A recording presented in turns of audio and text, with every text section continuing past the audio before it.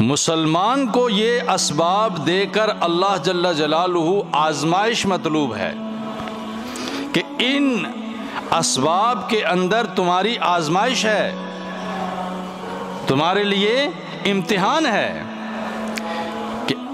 اور کفار کو بھی یہی اسباب دیے ہیں، ان کو یہ اسباب دے کر اللہ نے مطمئن کر دیا، وہ ان اسباب پر مطمئن ہے کہ یہی ہمارا سب کچھ ہے۔ ایک صحابی صلی اللہ علیہ وسلم نے آپ صلی اللہ علیہ وسلم کے سامنے خواب بیان فرمایا اور فرمایا، یا رسول اللہ، دو ساتھی جو ایک ساتھ مسلمان ہوئے تھے بھائی، میں نے خواب میں دیکھا کہ وہ ساتھی، وہ بھائی اس کا جو جیسے ہی اس نے کلمہ پڑھا اور وہ جہاد میں شریک ہوا اور شہید ہو گیا، اور دوسرا جو ساتھی تھا ان کا، دوسرا جو ان کا بھائی تھا، وہ 1 سال کے بعد اپنی طبعی موت فوت ہوا۔ لیکن میں نے یہ دیکھا کہ یا رسول اللہ، وہ جو طبعی موت فوت ہوا وہ جنت میں اس شہید سے پہلے داخل ہو رہا ہے۔ یا رسول اللہ، شہادت کا تو ایک بہت بڑا درجہ اور مقام ہے، تو یہ جو دوسرے بھائی تھے ان کے، وہ پہلے کیسے چلے گئے؟ تو آپ علیہ الصلاۃ والسلام نے فرمایا کہ میاں، اس میں تعجب خیز ہونے کی کیا بات ہے؟ کیا آپ یہ نہیں دیکھتے کہ وہ بھائی جو 1 سال کے بعد فوت ہوا، اس نے کتنی نمازیں پڑھی ہیں، کتنے نوافل ادا کیے، کتنے ذکر و اذکار کیے، رمضان المبارک کے روزے رکھے، کتنے، یہ ساری کی ساری عبادات کوئی معمولی ہیں؟ ان عبادات نے اس کے درجے کو اور اس کے اجر کو بہت زیادہ بڑھا دیا۔ تو اس لیے ہم اپنی صفوں کے اندر دیکھیں کہ اس ماہ مبارک کے اندر اور پچھلا جو ہمارا رمضان گزرا، اس کے اندر ہمارے کچھ ساتھی آج ہماری ان صفوں میں موجود نہیں ہیں۔ وہ پچھلے سال ہمارے ساتھ انہی صفوف میں شامل تھے، نمازوں کی ادائیگی کے ساتھ ہمارے ساتھ تھے، لیکن آج اس سال وہ ہمارے صفوں میں موجود نہیں ہیں۔ تو اللہ جل جلالہ نے ان کو رخصت کر لیا، ہم سے جدا ہو گئے۔ اب میرے دوستو اور عزیزو، احادیث مبارکہ میں فرمایا کہ جیسے انسان، تم جو نماز پڑھو، تو احادیث میں بیان فرمایا کہ اس کو ایسے پڑھو کہ گویا یہ تمہاری زندگی کی آخری نماز ہے۔ اتنی توجہ کے ساتھ، انہماک کے ساتھ، غور اور فکر کے ساتھ، توجہ سے جب تم اس کو پڑھو گے، دھیان کے ساتھ کہ یہ میری نماز ہی آخری ہے، اس کے بعد تو میں نے دنیا سے رخصت ہو جانا ہے، تو کتنی تمہارے اندر اس میں خشوع اور خضوع پیدا ہوگا۔ اسی طریقے سے فرمایا کہ یہ رمضان المبارک کا مہینہ ہے، اس کو یہی سمجھ لو کہ یہ تمہاری زندگی کا آخری مہینہ ہے۔ میرے دوستو، ذرا غور اور فکر کریں میں اور آپ، کہ آپ صلی اللہ علیہ وسلم نے نماز کی تلقین میں یہ فرمایا کہ نماز اس انداز سے پڑھو کہ گویا یہ تمہاری آخری نماز ہے۔ حالانکہ دن میں کتنی نمازیں ہوتی ہیں؟ 5 نمازیں۔ یہ تو رمضان کا مہینہ ہی پورے سال میں کتنے ہیں؟ 1 مہینہ ہے، پورے سال کے بعد 1 مہینہ رمضان کا۔ تو اس لیے اس کا تو خوب اور بڑھ چڑھ کر یہ اہتمام کرنا چاہیے کہ یقیناً ایسا بالکل ہو سکتا ہے کہ یہ میری زندگی کا جو آخری رمضان ہو، ہر ایک روزہ میرا آخری ہو، خوب اس کی توجہ کے ساتھ۔ تو میرے دوست اور عزیزو، اس دھیان کے ساتھ اور اس توجہ کے ساتھ جب آپ اور میں عبادت کریں گے، اس کی حقیقت اور اس عبادت کی روح اللہ جل جلالہ نصیب فرمائیں گے۔ ہمارے ہاں میرے دوست اور عزیز و المیہ یہ ہے کہ یہ ایک بہت بڑی فکر کی بات ہے کہ ہمارے مسلمانوں کے اندر آج ایک چیز پائی جاتی ہے، جوش اور جذبہ۔ یہ مثال کے طور پر یعنی بس جوش ہمارے اندر بہت اور بہت زیادہ جو ہے نا بغیر سوچے آگے کی طرف. مثال کے طور پر ہم یہ کبھی گوارا نہیں کر سکتے کہ غیر اللہ کے آگے سجدہ کریں، جا کے پتھروں کو پوجیں، گائیں بھینسوں کو، سورج کی پوجا کریں.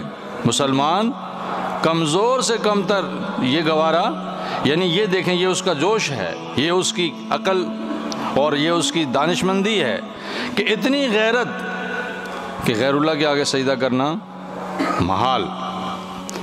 لیکن دن میں 5 وقت نماز پڑھنا اللہ کے آگے مشکل. دن میں 5 وقت اللہ کے آگے سجدہ ریز ہونا یہ بھی کیا مسلمان کے لیے مشکل ہے. ایک طرف جوش جذبہ کیسا ہے اور دوسری طرف دیکھیں اب حالانکہ کتنی شدید تاکید ہے نماز چھوڑنے کی، نماز پڑھنے کی، وعیدیں بیان فرمائی جو نماز نہیں پڑھتا اس کے کیا عذاب. یہ بھی بیان فرمایا کہ یہ اس کے ساتھ تعلق ہی ختم کر دو. اسلام اور کفر کے درمیان فرق ہے یہ نماز، لیکن ہم اس سے کتنے غافل ہیں.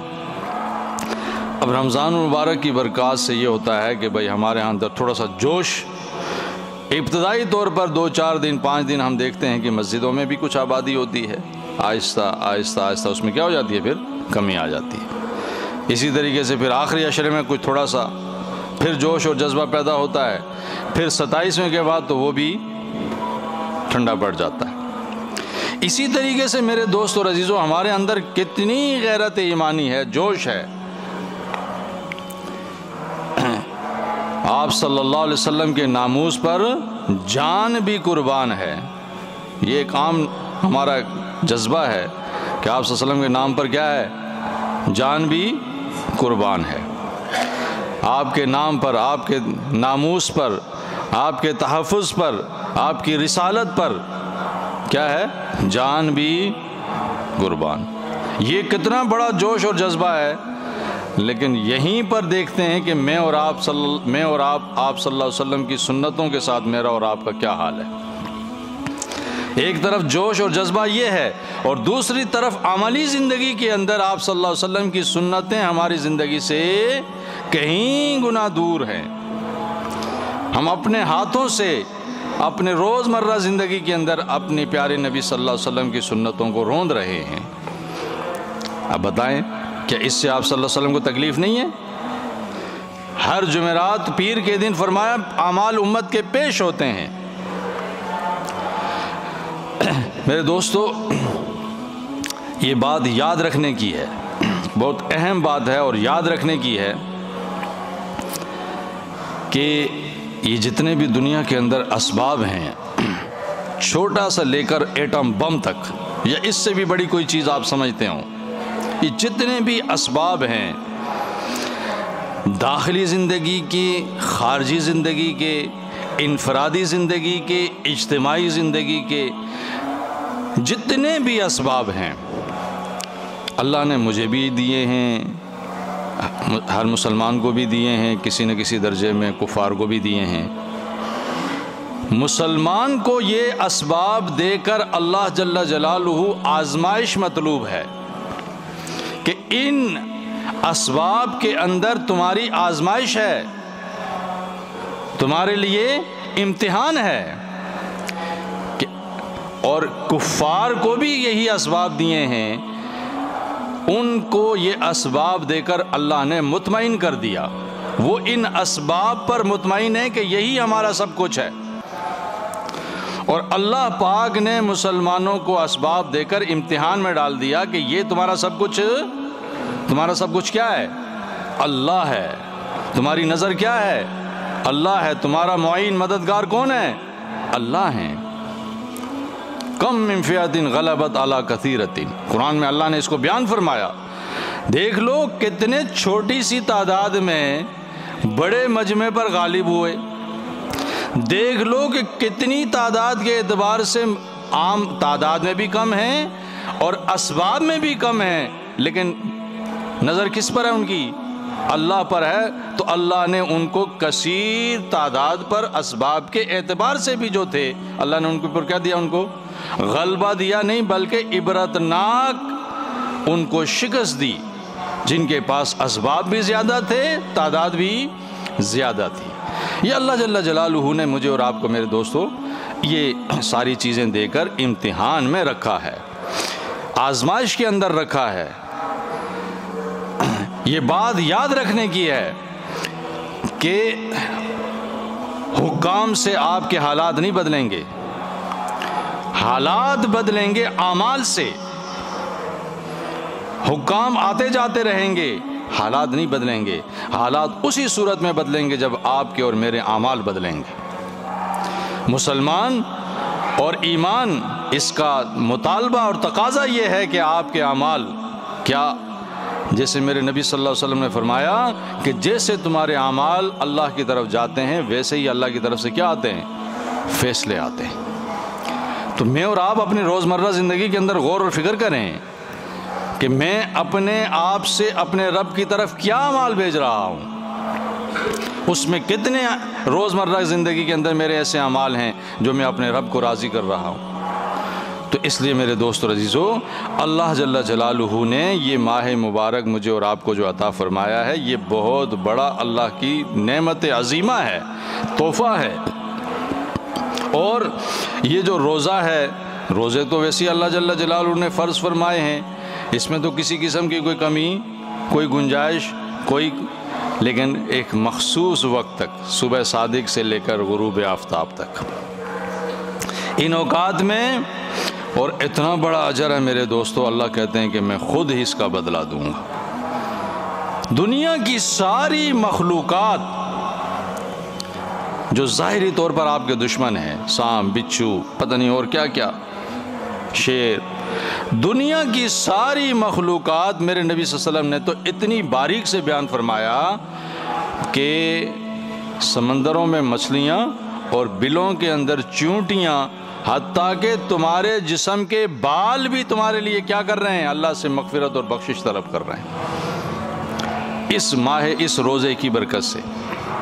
اس لیے میرے دوست اور عزیزو، اس کا اہتمام سمجھتے ہیں، اہتمام یہ ہے کہ خوب توجہ کے ساتھ کہ میرا روزہ خراب نہ ہو، میرا سر سے لے کر پاؤں تک کے تمام اعضاء کا روزہ ہے، کہیں یہ ڈسٹرب، کہیں میری زبان غلط نہ ہو، کہیں میرے کان غلط نہ سنیں، کہیں میری آنکھ غلط نہ دیکھے، ایسا نہ ہو کہ کسی ایک جز کی وجہ سے میرا کل خراب ہو جائے، میرا سارا کا سارا روزہ خراب ہو جائے۔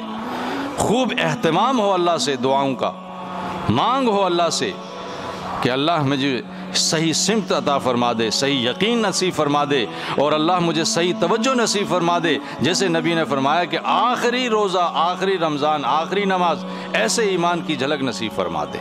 اللہ سے مانگتے رہیں گے، اللہ انشاءاللہ نصیب فرمائیں گے۔ اللہ مجھے اور آپ کو عمل کی توفیق نصیب فرمائے۔